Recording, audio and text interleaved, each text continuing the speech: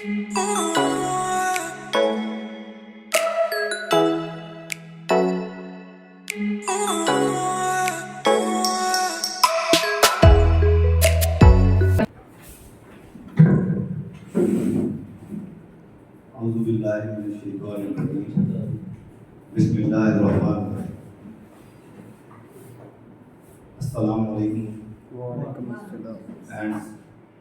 Good afternoon.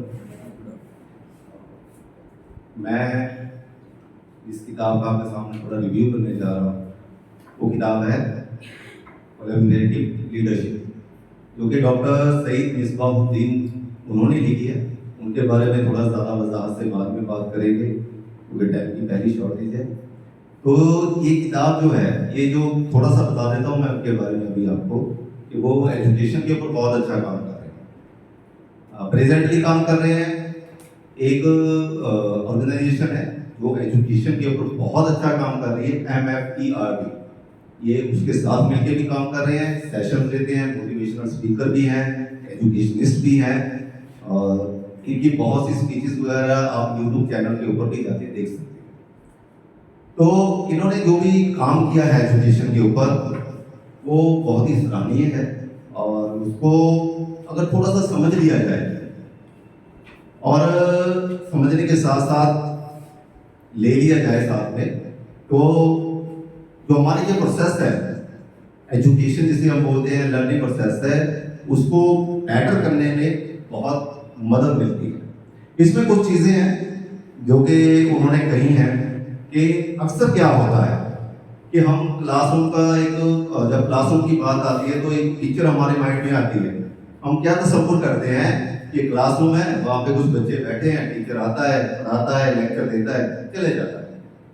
एक ये picture बनती है, और उसमें जो बातें होती हैं, मोस्टली नॉट एवरीवन, ज़्यादातर जो बातें होती हैं वो किसी चीज़ को हासिल करने की बातें करते हैं टीचर्स, कि आपको ये करना है, आप MBA कर लोगे, आप MBBS कर लोगे, आप ये कर लोगे, आप वो कर लोगे, तो ये आप अचीव कर लोगे। उन्होंने एक बात कही इसके बारे में कि अगर सोचो कि हर एक सिर्फ इसी के ऊपर काम करे तो सोसाइटी का क्या होगा? क्या यही एजुकेशन का मकसद है या कुछ और? तो उन्होंने इसके ऊपर बड़ा जोर दिया है प्रैक्टिकल स्किल्स के ऊपर, कि लर्निंग प्रोसेस जो है वो प्रैक्टिकल स्किल्स के ऊपर बेस्ड होना चाहिए। नॉट जैसे हम कहते हैं कि लेक्चर सिस्टम है, ये चीजें हैं, नहीं, बल्कि प्रैक्टिकल स्किल्स के ऊपर फोकस होना चाहिए। और एक पर्पस है, इसमें बहुत सी बातें लिखी हैं, मैं 2-4 बातें आपके साथ शेयर करूंगा। जैसे उन्होंने बिल्कुल स्टार्टिंग में पर्पस ऑफ एजुकेशन में लिखा है, मैं एक लाइन पढ़ता हूँ। Many of us think that earning wealth, becoming famous, attaining power or gaining knowledge is success. हर इंसान ये सोचता है पैसा आ जाएगा, पावर आ जाएगी, लोग मुझे अच्छा कहने लग जाएंगे, मेरी एक बहुत बेहतरीन पहचान बन जाएगी, तो ये सक्सेस है, ये कामयाबी है। क्या यही सक्सेस है या कामयाबी कुछ और है? तो इन्होंने उस चीज की तरफ तवज्जो दिलाने की कोशिश की है, और उसकी कुछ चीज़ों का जिक्र इन्होंने जो किया है, being a part of the school fraternity, we must aim at raising children who are compassionate, creative, responsible. Responsibility आनी चाहिए स्टूडेंट्स के अंदर, क्रिएटिव होने चाहिए, क्रिटिकल स्किल, क्रिटिकल थिंकिंग, ये चीजें बच्चे के अंदर पैदा करना बहुत जरूरी है, जो इसमें डॉक्टर सईद मिसबाहुद्दीन जिक्र कर रहे हैं। और एक बात उन्होंने पहले भी जिक्र हो चुका है रिव्यू सेशंस में, थोड़ी समझने वाली है ये बात जो इन्होंने इसमें लिखी है। Each human child is born with its own इनेट ability. जैसे एक बात हुई थी कि यू आर यूनिक, तो इन्होंने भी उस चीज की तरफ तवज्जो दिलाया है कि हर एक बच्चा जो पैदा होता है वो अलग स्किल्स के साथ पैदा होता है, उसके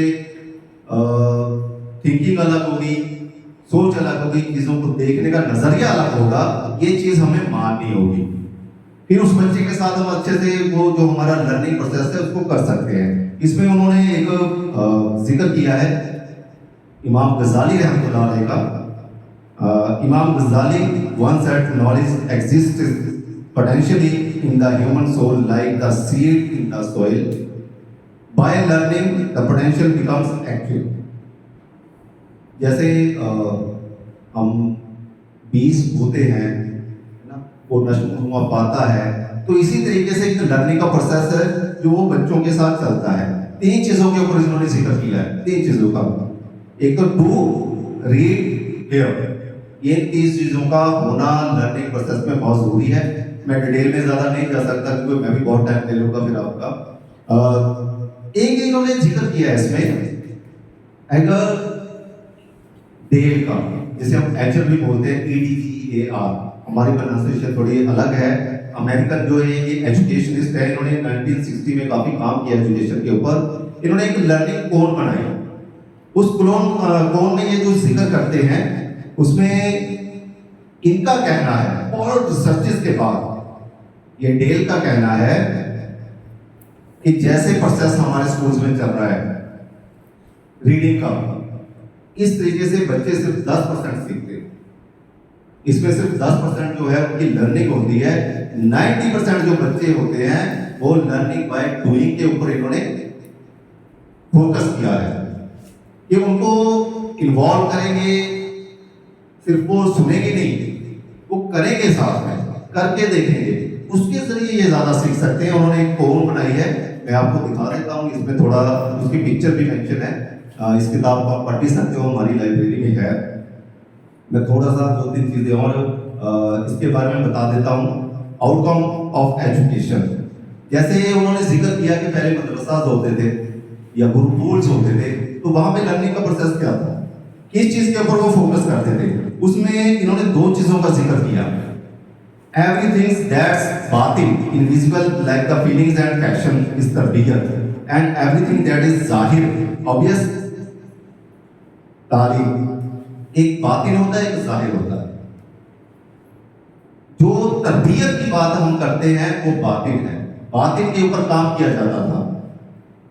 उसकी फीलिंग्स जो होती हैं वो कैसे अंदर से चीजों को समझ रहा है, सीख रहा है, ले रहा है चीजों को, तो बातिन के ऊपर काम करना है। उसके साथ साथ जाहिर के ऊपर भी काम करना है कि उन चीजों को वो कैसे जाहिर करता है। इस चीज के ऊपर इन्होंने फोकस किया है। इसमें और डिटेल में थोड़ा जाया जा सकता है। और इन्होंने 4 चीजों का और जिक्र किया है कि 4 पार्ट्स जो हैं उनके ऊपर काम करना, बॉडी पार्ट्स जो है ना 4, उनके ऊपर काम करना बहुत जरूरी है। उनसे कैसे कैसे जो है नशोनुमा होता है, एजुकेशन होती है, लर्निंग होती है। जैसे बॉडी का इन्होंने जिक्र किया, बॉडी के लिए क्या चीजें जरूरी हैं, फूड, रेस्ट, फिटनेस, इन्होंने 3 चीजों का जिक्र किया। उसके बाद माइंड है, अगर माइंड को डेवलप करना है, सोच को बढ़ाना है, शार्प करना है, तो उसके लिए क्या है, इन चीजों का होना जरूरी है। Critical thinking, communication, creativity, problem का होना भी उतना ही जरूरी है। अगर किसी की जिंदगी में प्रॉब्लम नहीं आएगी, वो सिर्फ सुनता है प्रॉब्लम्स के बारे में, वो उतना एहसास नहीं कर सकता। तो इसके लिए उन्होंने माइंड की डेवलपमेंट के लिए 4 चीजों के बारे में बताया, क्रिटिकल थिंकिंग, कम्युनिकेशन, क्रिएटिविटी और प्रॉब्लम। इसके साथ हार्ट के लिए उन्होंने बताया इमोशंस होते हैं, रिलेशंस होते हैं, कोलैबोरेशन होता है, वैल्यूज होते हैं, एटिकेट्स होते हैं, सोल है। उसके लिए फेथ, सेल्फलेस सर्विस जो हमें बच्चों को सिखानी है, सीखनी भी है और सिखानी भी है। सेल्फलेस, करेज, कॉन्फिडेंस, कनेक्शन, कि वो कैसे कनेक्ट होते हैं दूसरों के साथ। इसमें उन्होंने एक और हदीस उसका जिक्र किया है। हज़रत अली रज़ी अल्लाह तआला अन्हु का जिक्र करते हुए वो कहते हैं कि उन्होंने कहा है, you that you need to put your first step on your ego to put the second step in जन्नत। आप पहला कदम अपने नफ्स के ऊपर रखो तो दूसरा कदम अपनी जन्नत में होगा। तो उन्होंने इसके ऊपर फोकस किया है कि जो जाहिर के ऊपर चीजें चल रही हैं, जाहिर के ऊपर काम हो रहा है, उसके साथ साथ बातिन के ऊपर काम करना बहुत जरूरी है। उससे कई गुना ज्यादा जरूरी है। अगर एक सोसाइटी को, एक समाज को, एक देश को एक इंसान को बेहतर बनाना है तो बातिन के ऊपर काम करना जरूरी है, जिसे हम मॉरल एजुकेशन कहते हैं। मॉरल एजुकेशन के बारे में उन्होंने बड़ा इसमें वजाहत के साथ चीज़ों को लिखा है। अगर उसमें थोड़ा डिटेल में जाके हम बात करने लगेंगे तो बहुत टाइम चला जाएगा। तो मैं रेकमेंड करूंगा आप सबको कि इस किताब को पढ़ा जाए। इसमें बहुत बेहतरीन चीज़ें हैं और अलग अलग टॉपिक्स हैं। उन टॉपिक्स के जरिए हम अपने लर्निंग प्रोसेस को थोड़ा बेहतर बना सकते हैं, थोड़ा नहीं बल्कि काफ़ी बेहतर बना सकते हैं, और उसके जरिए हमारे क्लासरूम प्रोसेस जो है वो डेफिनेटली चेंज होगा। और जो चेंज होगा उससे जो हमारी एक मकसद है ना, आउटकम है, जो हम चाहते हैं कि वो आनी चाहिए, वो इंशाल्लाह आनी शुरू हो जाएगी। होपफुली कि आपको ये रिव्यू अच्छा लगा होगा। जो कुछ मैंने बातें आपके साथ शेयर की, अगर डिटेल में पूरी किताब के बारे में जाएंगे तो बहुत टाइम चाहिए। और फिर एक बार मैं ज़रूर कहूँगा कि हम सब लोगों को, जो भी टीचर्स हैं वो भी लीडर होते हैं, वो लीड करते हैं, स्टूडेंट्स को लीड करते हैं, तो उनको एक बार ये किताब ज़रूर पढ़नी चाहिए। और इसी उम्मीद के साथ कि हम सब इस किताब को ज़रूर पढ़ेंगे और थोड़ा समझेंगे और इससे कुछ तरबियत हासिल करेंगे। आप सबका बहुत बहुत शुक्रिया मुझे सुनने के लिए। अस्सलाम वालेकुम।